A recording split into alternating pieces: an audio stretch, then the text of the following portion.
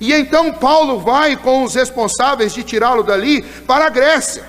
E ficam ali apenas Silas e Timóteo lidando com aquela situação, uma vez que o foco da perseguição era Paulo. Só que Paulo chega na Grécia, chega em Atenas, ele não consegue ficar calado. Ele chega lá e ele começa a ver aquele povo sendo enganado, sendo iludido. Ele começa a ver a adoração a muitos deuses. Ele se depara com uma cosmovisão politeísta, onde existem muitos deuses, um deus para cada coisa. E ele começa a se incomodar com aquilo, e então ele começa a pregar. E ele começa a falar sobre o único e verdadeiro Deus. E ele começa a falar sobre Jesus Cristo. E ao anunciar a mensagem a respeito de Jesus Cristo, aqueles homens de Atenas que gostavam de novidades ficaram curiosos. Alguns deles ficaram chateados porque o que Paulo pregava ia frontalmente contra o que eles acreditavam. Eles ficaram indignados com Paulo porque ele falava de um único Deus, enquanto eles tinham centenas, talvez milhares de deuses lá. E por fim eles resolvem e chegam para Paulo e dizem: olha, já que você está pregando na praça, já que você está pregando na rua, com quem você encontra você fala, então é melhor você ir para o lugar certo, o lugar onde existem muitos deuses, e lá então você escolhe um altar, ou você constrói um altar ao seu Deus, e começa então um culto e uma pregação sobre isso. Possivelmente o Areópago era um lugar grande, onde você tinha um cantinho para cada tipo de visão de mundo, para cada Deus, e ali se reunia em volta daquele local, em volta daquele altar, as pessoas que acreditavam naquilo que estava sendo dito ali. E então Paulo topa a história, topou a proposta, e ele vai para lá. E aí chega lá e começa a encontrar lá os deuses que os gregos tinham construído. E ele começa a procurar um que ele pudesse usar como gancho para falar do verdadeiro Deus. E curiosamente, aquele povo gostava tanto, e eles eram tão idólatras, que eles tiveram a capacidade, e é óbvio que Deus está no governo dessas coisas todas, mas eles construíram um altar a um Deus desconhecido. E eles adoravam esse Deus desconhecido. Quando Paulo chega ali, ele encontra pessoas ali. Se ele encontra pessoas ali, é porque de fato existiam adoradores daquele Deus desconhecido. Mas veja que interessante isso. Aquele povo tinha tanto medo de deixar de adorar um Deus importante, que eles levantaram um altar para um Deus que eles nem sabiam quem que era, só para não correr o risco de deixar de adorar alguém. Bom, Paulo vai usar exatamente esse artifício para dizer para eles: olha, esse Deus que vocês chamam de Deus desconhecido, é o Deus que eu conheço, é dele que eu quero falar com vocês. E aí, imagine que a atenção de todo mundo no Areópago se voltou para Paulo. E quando Paulo ganha a atenção, o direito de ser ouvido por aquelas pessoas, ele então começa a falar sobre o verdadeiro Deus. Ele começa a descrever a sua cosmovisão de mundo. E esta oportunidade que Paulo teve é precisamente a oportunidade que todos nós temos em algum momento da nossa vida. E quando chegar este momento, você precisa apresentar a sua cosmovisão. E na sua cosmovisão, quero propor que você comece pela teologia. Comece pela definição de Deus. Deixa eu dizer algumas coisas sobre Deus. Primeiro, olhe lá no texto de Atos 17, a partir do versículo 22. Veja o que Paulo vai, a partir do versículo 24, como Paulo vai definir Deus. Ele vai dizer assim: olha, o Deus que fez o mundo e tudo o que nele existe, sendo ele Senhor do céu e da terra, não habita em santuário feito por mãos humanas, nem é servido por mãos humanas, como se de alguma coisa precisasse, pois ele mesmo é quem a todos dá vida, respiração e tudo mais. De um só fez toda a raça humana para habitar sobre toda a face da terra, havendo fixado os tempos previamente estabelecidos e os limites de sua habitação, para buscarem a Deus, se porventura tateando o possam achar, bem que não está longe de cada um de nós, pois nele vivemos e nos movemos e existimos, como alguns dos vossos poetas têm dito, porque dele também somos geração. Senhor, sendo, pois, geração de Deus, não devemos pensar que a divindade é semelhante a ouro, a prata ou a pedra, trabalhados pela arte e a imaginação do homem. Ora, não levou Deus em conta os tempos da ignorância. Agora, porém, notifica aos homens que todos, em todas as partes, se arrependam. Ou seja, Paulo fala tudo o que ele acha que ele tem que dizer sobre Deus. E aqui você encontra coisas extraordinárias. Aqui ele diz assim: olha, o Deus que eu sirvo não é o Deus dos panteístas, porque é um Deus que está além do universo, mas ele está presente. Não é o Deus dos deístas, Porque os deístas dizem que Deus fez o mundo e foi embora. Ele diz, não, Ele não está distante de vós, para que vocês não possam achá-lo, mas Ele está num lugar que vocês podem encontrá-lo. Ele não é um Deus impessoal, não, Ele é um Deus pessoal, sim. Ele tolerou os pecados de vocês, mas agora Ele convida todos, Ele chama todos a um concerto. Ou seja, Ele começa a tratar Deus e a mostrar Deus para aquelas pessoas, o que ele entendia a respeito de Deus. Ele apresentou a sua cosmovisão, ele declarou o que Deus era para ele. E eu gostaria de usar o que a nossa confissão de fé, a declaração máxima da nossa fé, extraída das Escrituras, diz sobre Deus. Talvez você nunca leu essa definição, ou talvez você já tenha se esquecido dela, mas eu gostaria que você olhasse para o que está escrito aí na tela, e você visse, é isso o que nós cristãos, presbiterianos que estamos aqui hoje, é isso que nós confessamos a respeito de Deus.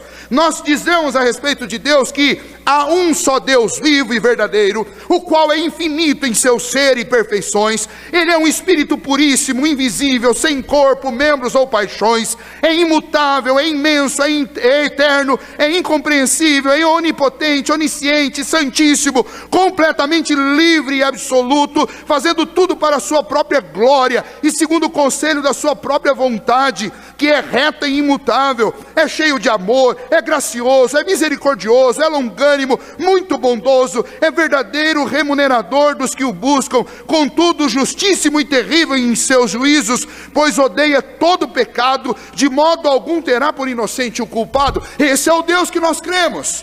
Depois você pode pegar o slide comigo e conferir todos os textos bíblicos. Se eu for fazer isso com vocês aqui agora, nós não vamos sair antes da meia-noite. E então os textos estão aí para você ler. Se você tem uma confissão em casa, você vai ler em casa. Se você não tem, você pode pegar o slide comigo. Mas deixa eu continuar. Deus tem em si mesmo e de si mesmo toda a vida, glória, bondade, bem-aventurança. Ele é todo suficiente em si e para si, pois não precisa das criaturas que trouxe à existência, não deriva delas glória alguma, mas somente manifesta a sua glória nelas, por elas, para elas e sobre elas. Ele é a única origem de todo ser, dele, por ele e para ele são todas as coisas, e sobre elas tem ele soberano domínio para fazer com elas, para elas e sobre elas tudo quanto quiser. Todas as coisas estão patentes e manifestas diante dele, e o seu saber é infinito, infalível e independente da criatura, de sorte que para ele nada é contingente ou incerto. Ele é santíssimo em todos os seus conselhos, em todas as suas obras, em todos os seus preceitos. Da parte dos anjos e dos homens e de qualquer outra criatura lhe são devidos todo o culto, todo o serviço e obediência que ele há por bem requerer deles. Mas não só isso, este Deus é um Deus triuno. Na unidade da divindade há três pessoas de uma mesma substância, poder e eternidade: Deus Pai, Deus Filho e Deus Espírito Santo. O Pai não é de ninguém, não é nem gerado nem procedente. O Filho é eternamente gerado do Pai, o Espírito é eternamente procedente do Pai e do Filho. É isso que nós cremos sobre Deus. Isso é o que as Escrituras me dizem a respeito de Deus. Isso é o que se dá para conhecer a respeito de Deus. E então é importante que eu considere, quando eu olho para tudo isso daqui, que o meu Deus, o Deus a quem eu sirvo, o Deus do cristianismo, o Deus da nossa cosmovisão, é um Deus pessoal, é um Deus infinito, é um Deus com identidade definida, é um Deus que se revela, é um Deus que se mostrou para nós através das Escrituras. E esse Deus deve ser temido, e esse Deus deve ser adorado, e esse Deus deve ser conhecido, pois foi para isso que ele se revelou. Em contrapartida, no deísmo você não vai achar um Deus se identificando. No panteísmo não há identidade para Deus. No paneteísmo não há identidade para Deus, nem personalidade, nem atributos desse Deus. No teísmo finito não há uma definição de Deus. No politeísmo muito menos. A única cosmovisão que oferece uma identidade, uma definição, que apresenta uma revelação a respeito de Deus, é exatamente o teísmo cristão. E então eu gostaria de dizer isso para você, porque nós servimos a um Deus que é um Deus conhecido. Ele pode ser desconhecido de outras pessoas, e pode ser desconhecido de qualquer pessoa que ainda não se interessou por ele, mas você que está atrás de conhecer Deus, este Deus é um Deus que te convida a conhecê-lo.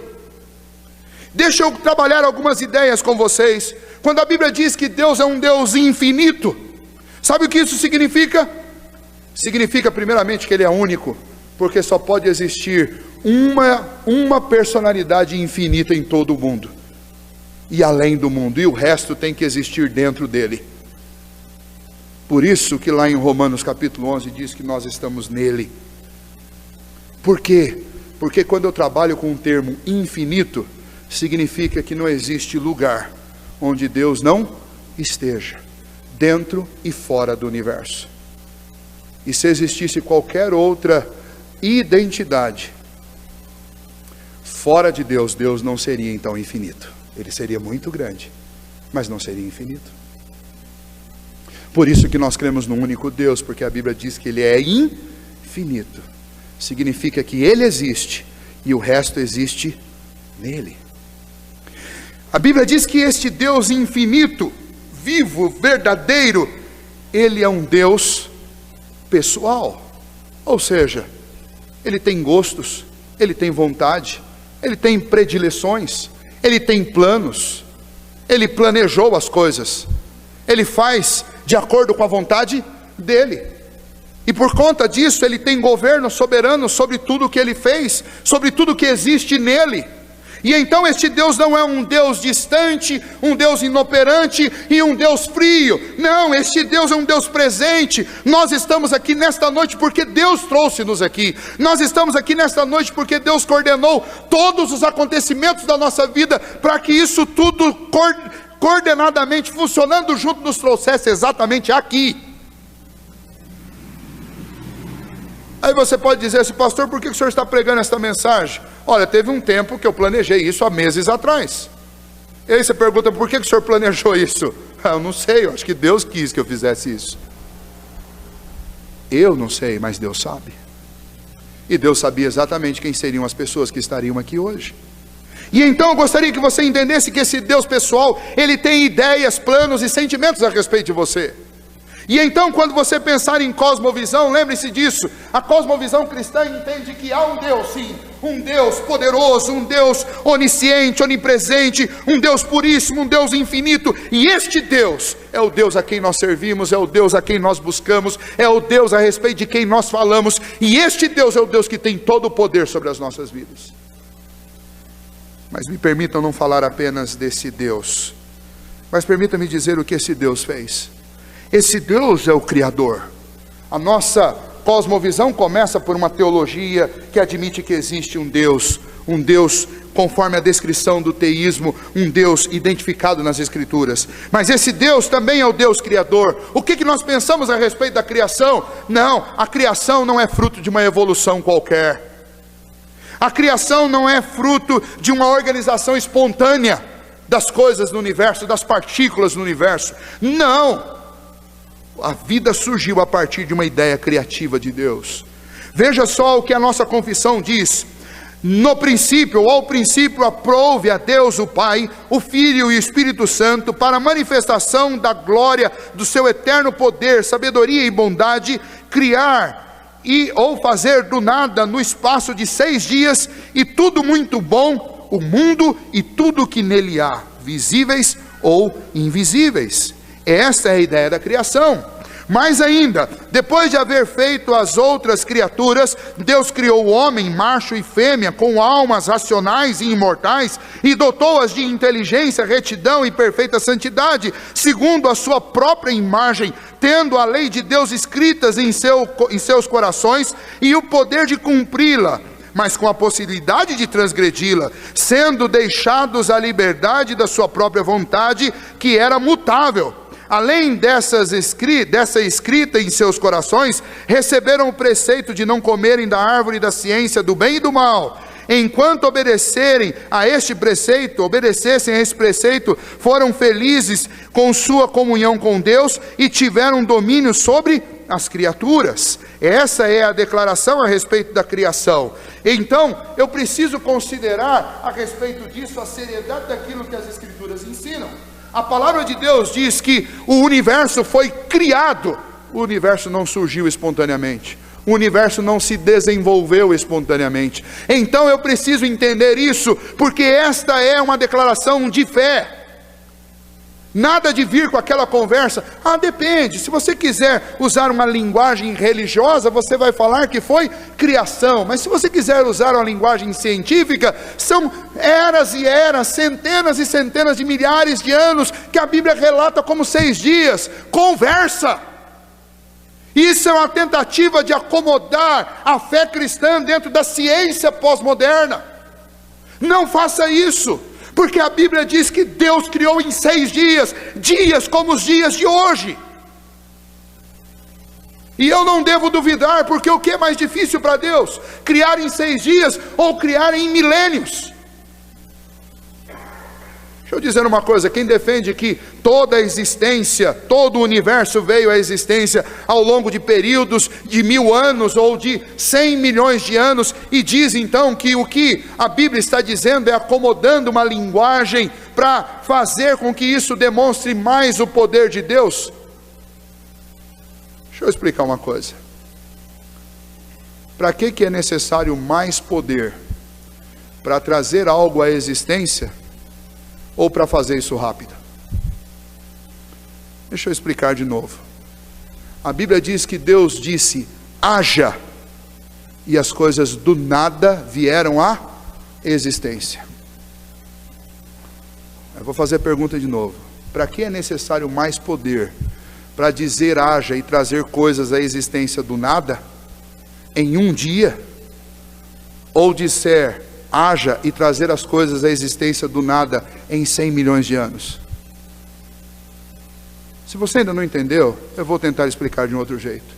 O homem pode tentar construir e trazer coisas à existência do nada durante milhões e milhões de anos, e ele nunca vai conseguir, porque ele não tem poder para fazer isso.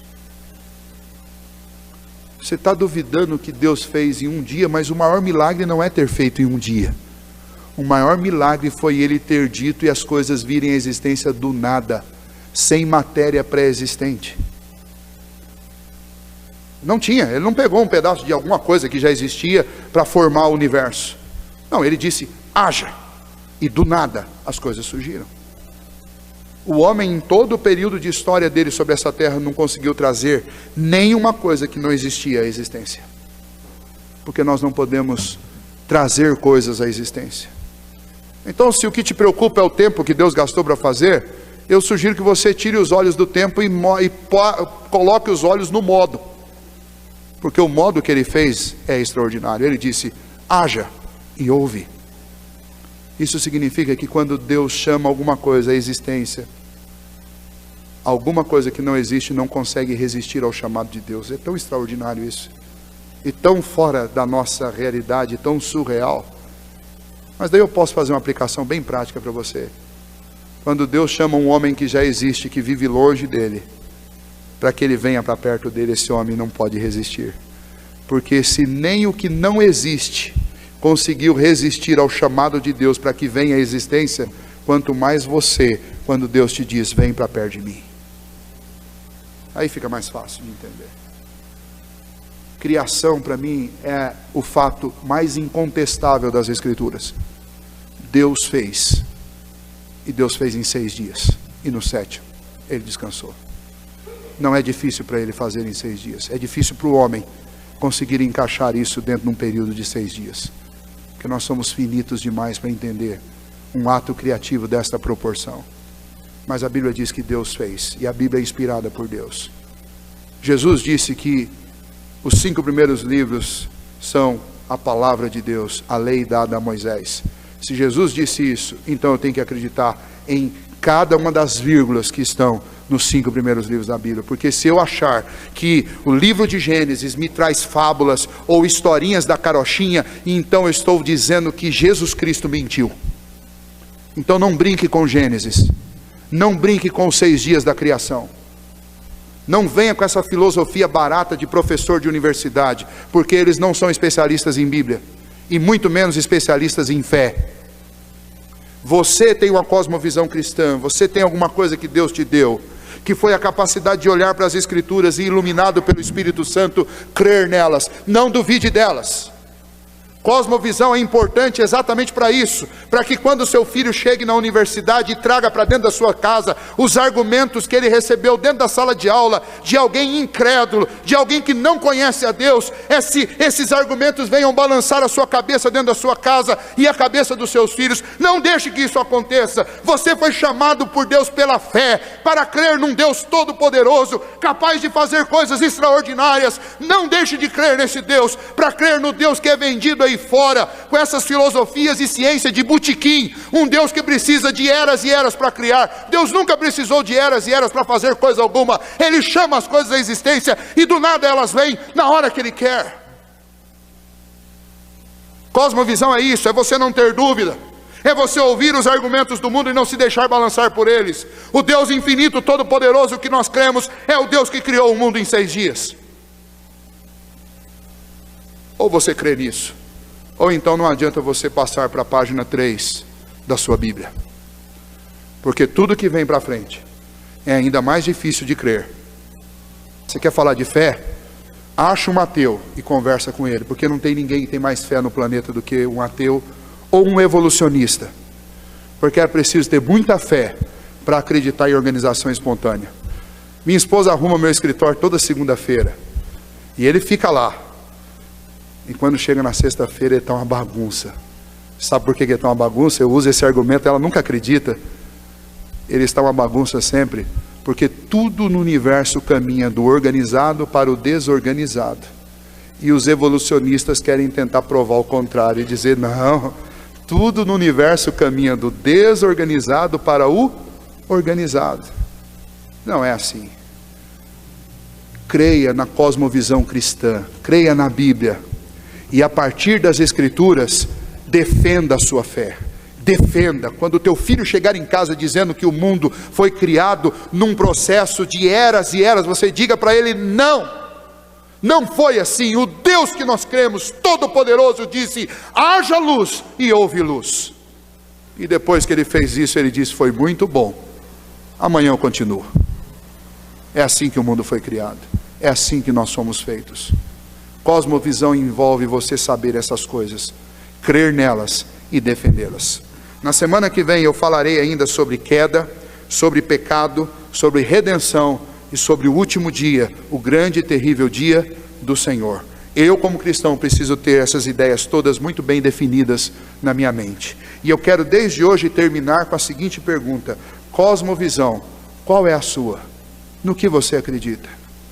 O convite das Escrituras e o convite do Senhor para você nessa noite é que você creia no Senhor Deus e naquilo que Ele nos oferece como visão de mundo, que é o que está nas Escrituras. Esta é a santa, imutável palavra de Deus. Creia nela, porque quem crê nesta palavra tem a vida eterna. Vamos ficar em pé e nós vamos orar.